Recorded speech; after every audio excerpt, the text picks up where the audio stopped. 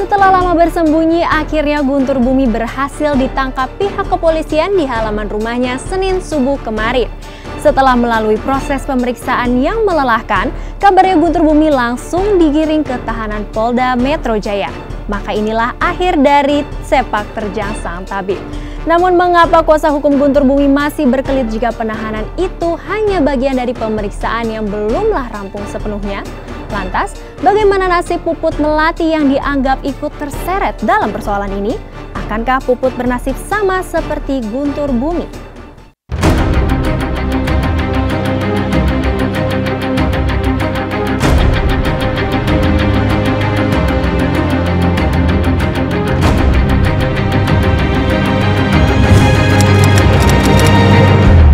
Setelah 1 minggu penetapan Guntur Bumi sebagai tersangka oleh pihak kepolisian, akhirnya Senin subuh kemarin menjadi hari naas yang juga akhir dari persembunyian Guntur Bumi. Pasalnya, pihak kepolisian berhasil menciduk sang tabib di halaman rumahnya di kawasan Bintaro, Tangerang, hingga akhirnya digelandang ke Polda Metro Jaya guna menjalani pemeriksaan. Guntur Bumi sendiri hanya bisa pasrah saat dirinya dicokok oleh pihak berwajib. Dan ironisnya, penangkapan ini justru luput dari pantauan kuasa hukumnya yang berjumlah belasan orang. Bahkan kuasa hukum Guntur Bumi juga tak mempan ketika kliennya dibawa menuju ruang tahanan dan diperlakukan layaknya seorang kriminal. Maka inilah akhir dari pelarian sang tabib.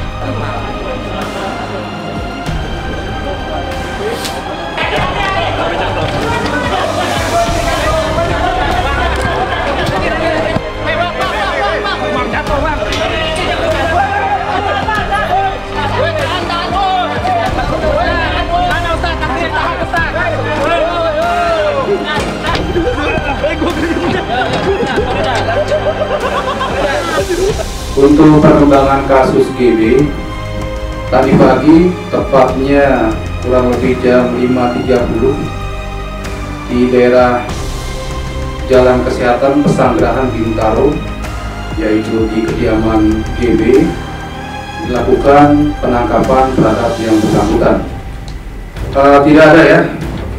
Tidak ada perlawanan yang bersangkutan pada saat ditangkap, baru saja pulang dari beberapa tempat.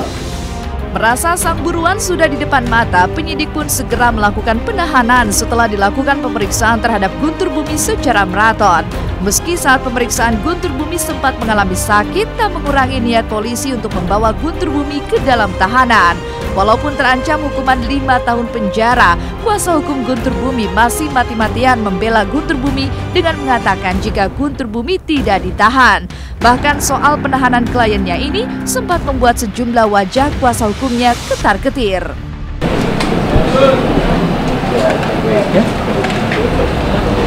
Ya, kita besok akan ada BAP dan akan minggu ini akan segera ada penangkapan. Ada kewenangan daripada penyidik untuk melakukan penahanan 1 kali 24 jam. Ya, artinya ya kita tunggu proses gitu loh. Itu kita tunggu proses. Bagaimana proses selanjutnya besok pemeriksaan, ya toh. Nah, yang kedua, ini adalah itikat baik daripada seorang Ustadz Guntur Bumi untuk menyelesaikan semua permasalahan yang ada. Ini semua sudah sesuai dengan prosedur. 1 kali 24 jam ya hari ini ya di sini gitu loh. Itu sudah menjadi aturan hukum, dan itu kita hargai dan kita harus hormati.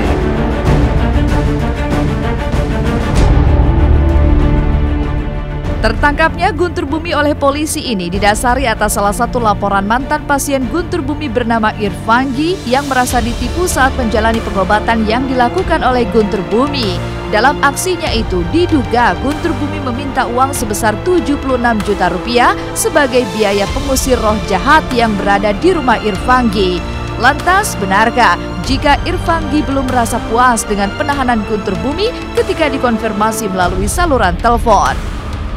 Laporan dari saudara Irfangi, kasus 378, di mana dalam laporan tersebut pelapor berobat, kemudian dari tubuhnya keluar ulat besar, kaki kecoa, batu pasir, dan lain-lain, dan dikatakan kena guna-guna.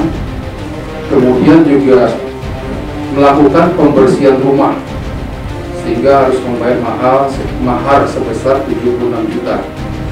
Jadi di pembersihan rumah ditemukan pocong, perawat, rambut, jarum jahit, dan lain-lain. Rumahnya berada di daerah Bekasi.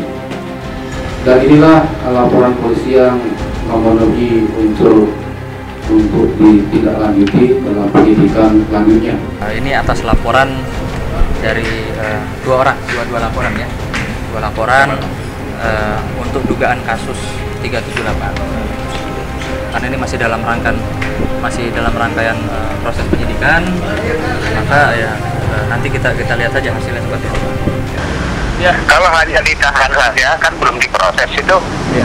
Belum, nanti kalau sudah diproses ya nanti hasilnya gimana baru saya merasakan puas ya kalau sudah ada hasilnya. Karena dia bohong itu, cara pengobatannya bohong, semuanya bohong. Yang katanya surah Islamiyah pasti ruqyah nggak Islami karena yang dibaca hanya sholawat saja, nggak sesuai dengan hadis gitu, nggak sesuai dengan tuntutan Islam. Hanya nyanyian sholawat saja itu ruqyah juga orang lain yang baca-baca. Kemudian yang sangat bohong sekali adalah waktu ngobatin itu disetruk, dikasih ular, dikasih kaki kecoa. Penangkapan Guntur Bumi ini sudah tentu memberi harapan pada semua korban guntur bumi yang telah melaporkannya ke Polda Metro Jaya. Polisi juga akan menindaklanjuti semua laporan para korban.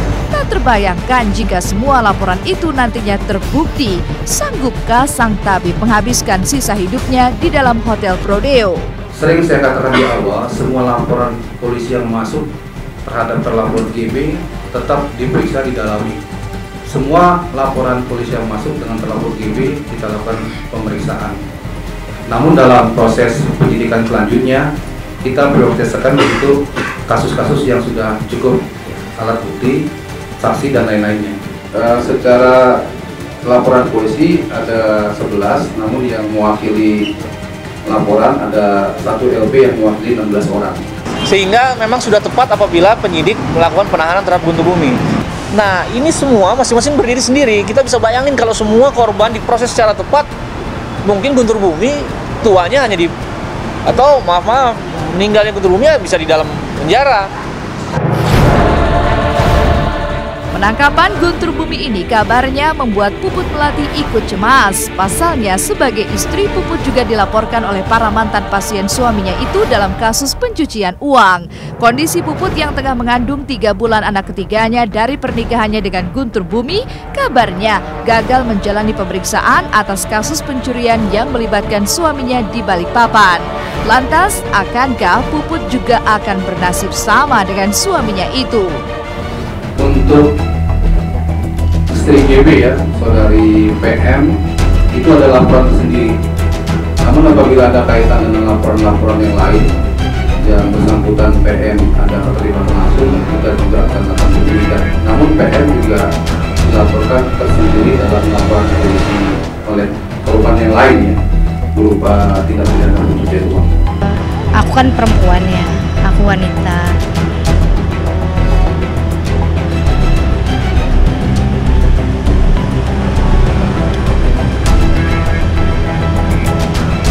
Aku nggak bisa ngomong, Mbak. Ya pokoknya minta doanya aja yang terbaik. Apapun itu pokoknya aku selalu mohon yang terbaik sama Allah gitu. Kita cuma orang tua cuma bisa mendoakan gitu aja. Mudah-mudahan dan hikmahnya, insya Allah derajatnya anak saya bisa naik lagi derajatnya. Udah gitu aja Mbak ya. Saya nggak bisa komen apa-apa lagi, nggak bisa ngomong bicara yang banyak-banyak.